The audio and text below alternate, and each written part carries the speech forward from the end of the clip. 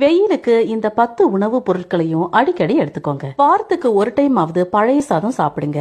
அப்படி இல்லைன்னா சாதம் வடிச்ச கஞ்சியாவது சாப்பிடுங்க. உடல் உஷ்ணத்தை நல்லாவே கம்மி பண்ணிரும். வயிற்றுக்கு ரொம்பவே இதமா இருக்கும். தினமும் ஒரு சின்ன வெங்காயத்தையாவது பச்சையா சாப்பிடுங்க.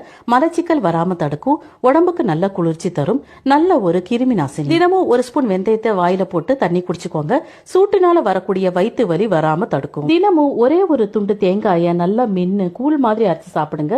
வயிற்று நல்லா போயிடும். தினமும் ஒரு ஸ்பூன் நல்லெண்ணெய் குடிச்சுக்கோங்க. உடம்புல உள்ள கெட்ட கொழுப்பெல்லாம் போய் நல்ல கொழுப்பை அதிகமாக்கிரும். நீர்மோர அடிக்கடி எடுத்துக்கோங்க. குடலுக்கு ரொம்ப நல்லது. வாய்ப்புனையும் போக்கிரும். அடிக்கடி வெள்ளரிக்காவை பச்சையா சாப்பிடுறதுனால கண் சூட்டை போக்கி கிட்னிக்கும் ரொம்ப நல்லது. ஃப்ரை பண்ண உணவுகளை விட கம்பங்கூழ், ராகி கூழ் இந்த மாதிரி கூழ் மாதிரி உணவுகளை எடுத்துக்கோங்க. நம்ம உடம்புல நீர்ச்சத்தை சமநிலைப்படுத்தும். பூசணிக்காய், புடலங்காய் இந்த மாதிரி நீர்ச்சத்து நிறைஞ்ச காய்கறிகளை அடிக்கடி உணவுல சேர்த்துக்கோங்க. அடிக்கடி ஏதாவது ஒரு ஃப்ரூட்ஸ் எடுத்துக்கோங்க.